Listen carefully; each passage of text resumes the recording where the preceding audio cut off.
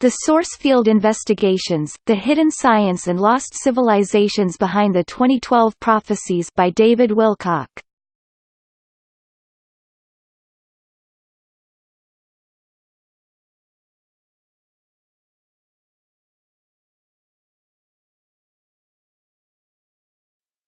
Geigy experiments. As of April 2009, a Rockefeller University study revealed that a parasite known as Trypanosoma brucei, which creates African sleeping sickness, is able to spontaneously rearrange its own DNA so it cannot be defeated by the body's immune system. Amazingly, the parasite is able to dice up and rearrange both strands of its DNA, changing its outer coat so it can continue to avoid being detected. Though the scientists involved in this study suspected the parasite was doing this as early as 2007, they didn't find the proof until 2009. According to their press release, adapted for Science Daily, this suggested a common mechanism by which parasites and humans rearrange their DNA. It was unbelievable, Dr. Oliver Dreesen says. One experiment after another and it just worked. These scientists were apparently unaware of a similar effect that was discovered by Dr. Robert Pruitt, a geneticist with Purdue University, in 2005.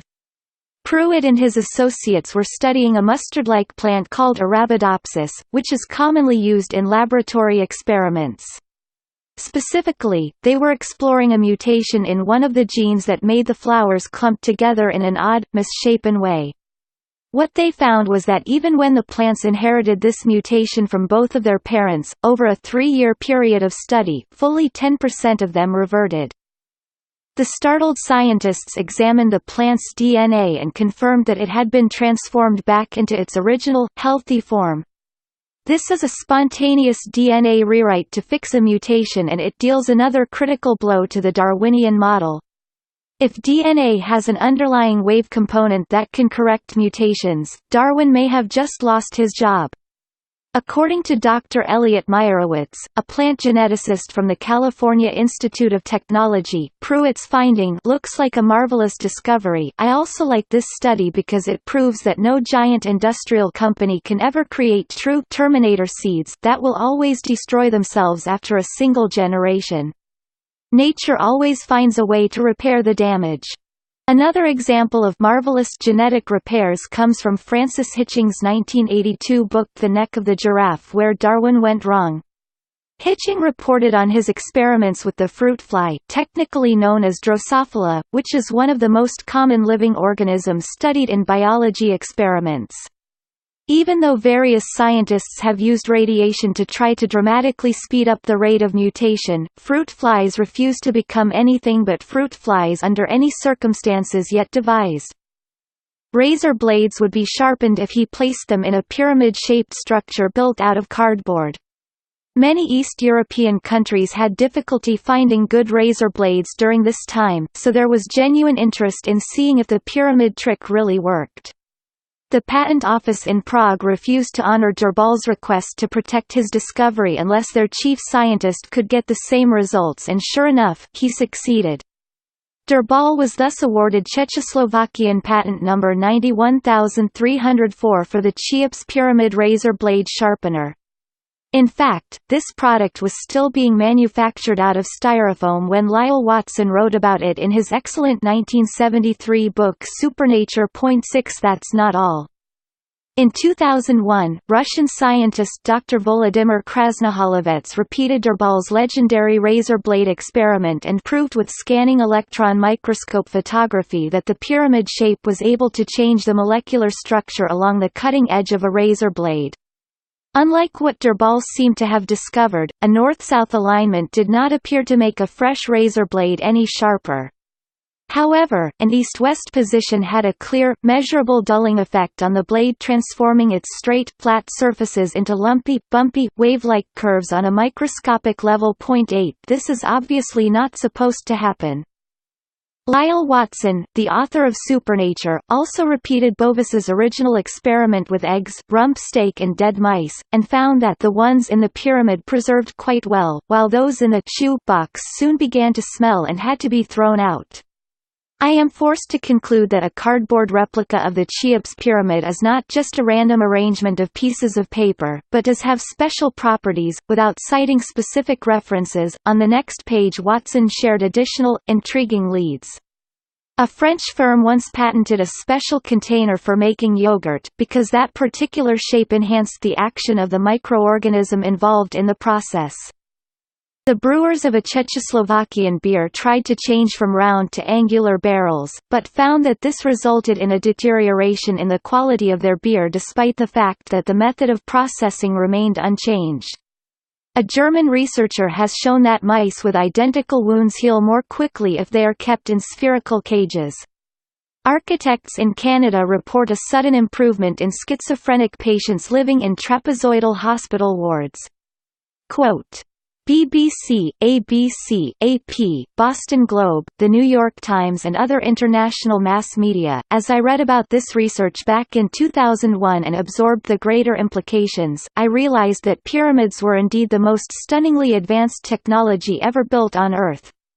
They have been standing there all along, waiting to be inherited, but it was only in our ignorance that we did not recognize such an advanced technology when we saw it. Thankfully, multiple teams of accredited, mainstream Russian scientists did the work for us.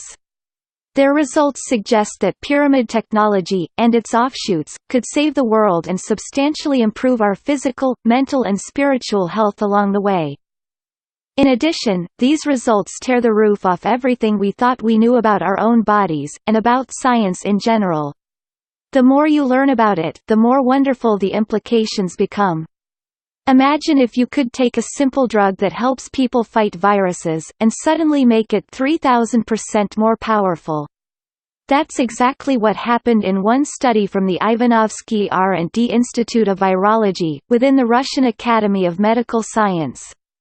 Professor Klemenko and Dr. Nosik were studying a naturally occurring virus-fighting compound in human beings called venoglobulin. When this drug was diluted into a concentration of 50 micrograms per milliliter and stored in a pyramid for a short time, apparently just a few days, it became approximately 3 times more effective at fighting viruses. Strangely, the drug worked just as well as they diluted it more and more, even though normally these ultra-weak concentrations, such as 0.00005 micrograms per milliliter, would have no effect whatsoever in the fight against viruses. If that isn't groundbreaking enough, the healing powers discovered by Professor A. G. Antonov and his associates from the Russian R&D Institute of Pediatrics, Obstetrics and Gynecology are seemingly miraculous. In their hospital ward, they routinely had to treat premature babies with grave medical problems who were only given days to live. Since their colleagues knew the pyramid had a remarkable strengthening effect on medication, and the drug itself didn't even seem to be necessary, they tried something even more outrageous.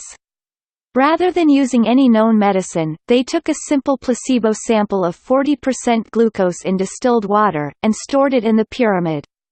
By administering only 1 milliliter of this solution to 20 different premature babies who were almost certainly going to die, every single one of them enjoyed a complete recovery. 22 The babies given ordinary glucose solution were just as likely to die as before.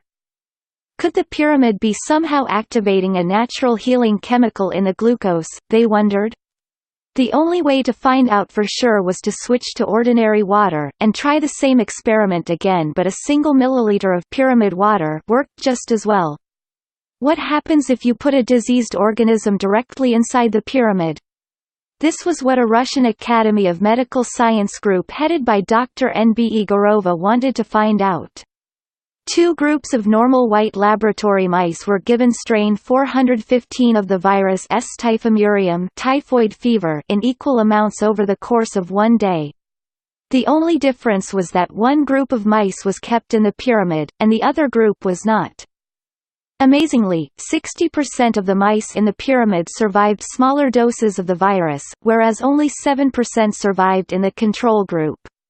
Even in much larger doses of contamination, which would normally kill almost every single mouse, 30% of the pyramid mice still survived, while only 3% of those unlucky enough to be in the control group actually made it.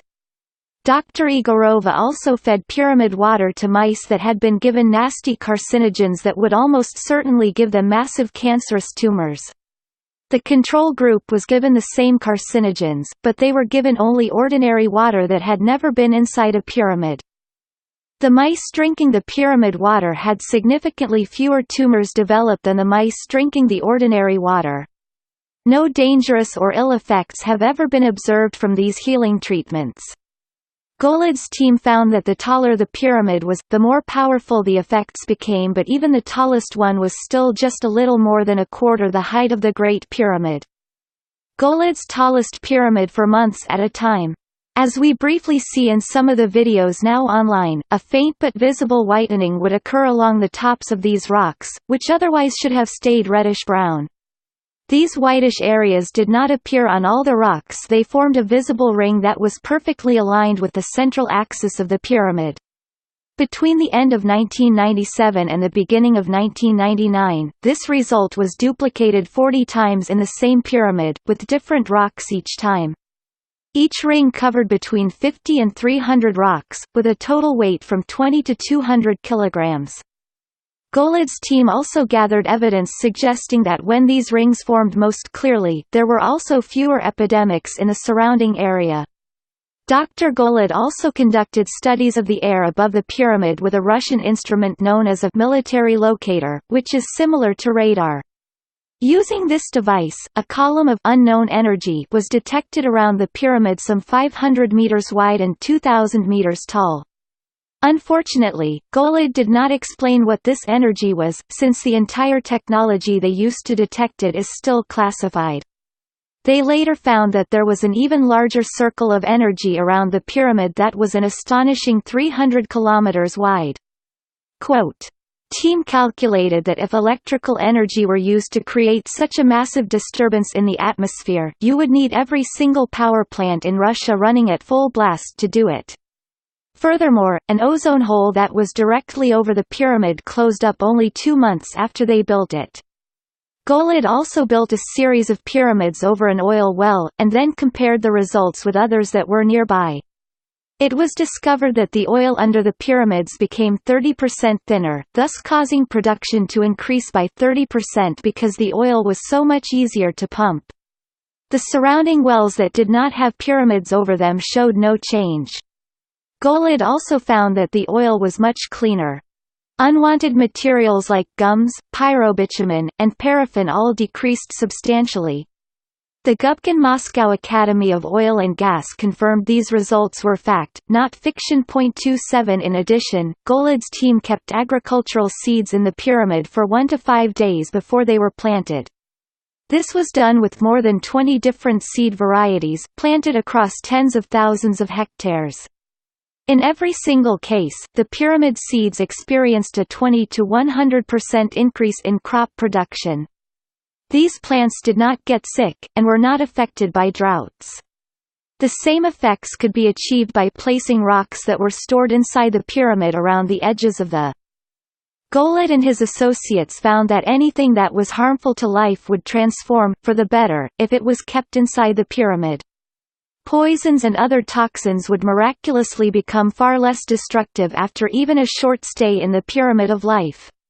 Radioactive materials decayed faster than they were expected to. Dangerous pathogenic viruses and bacteria became much less harmful to living organisms after a stint in the pyramid. Even psychotropic drugs like LSD had less of an effect on people who were inside or within close range of the pyramid. If we remember that some of our thoughts seem to occur directly within the source field, this antipsychotic effect starts to make more sense. Ordinary placebo solutions like glucose in water now became effective remedies that could successfully treat alcoholism and drug addiction. All you have to do is keep them in the pyramid for a few days first. The cure could be administered either by an intravenous needle or through simply drinking the liquid. Now let's consider even more discoveries from some of the other, smaller pyramids Dr. Goled built in Russia and the Ukraine. In this case Dr. Yuri Bogdanov, from the Scientific and Technological Institute of Transcription, Translation and Replication, coordinated these studies. In the Ramenskoye settlement of Moscow, a 12-meter pyramid was able to make wheat grow 400% better than it had before. Radioactive carbon had a measurable reduction in its half-life. Salts displayed curious changes in their basic crystallization patterns. Concrete would set more strongly. Diamonds that were synthesized within the pyramid became harder and purer than normal. Other crystals experienced measurable changes, such as becoming clearer. I know this may all seem hard to believe right now, but as we go on, everything we are discussing will make much more sense. Bogdanov and his associates found that rabbits and white rats became 200% stronger in their endurance, and their white blood cell counts went up 0.31. This discovery has obvious implications for professional sports. Such performance enhancements do not cause any of the damaging effects we see from the illegal use of steroids. In fact, those athletes would get healthier from the treatments. Quote, "This last study with the prisoners is one of the most significant points once you bring in the information we shared in the first 5 chapters about the source field. Somehow, feelings of love and peace, which are normally considered to be abstract emotional phenomena that are strictly psychological in nature, have a direct effect upon our surroundings. The pyramid energies create a measurable improvement in criminal behavior, just like the meditation effect of 7,000 people that we discussed earlier, which reduced worldwide terrorism by 72%. Armed with this knowledge, we can heal the Earth.